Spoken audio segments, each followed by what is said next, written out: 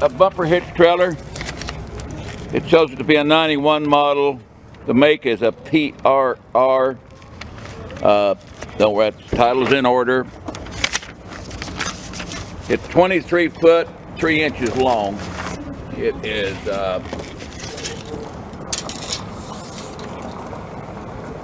77 inches wide. It'll have, it shows it to have 4-wheel brakes on it here.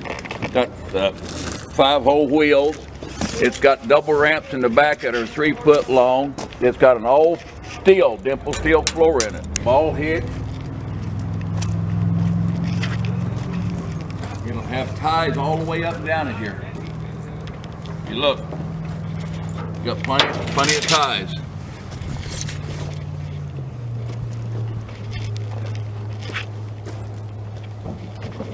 Got D-rings in the front here, and then it's got your ties down the side. Have 15-inch tires on it. You'll have to do a 5/16 ball on it, I think.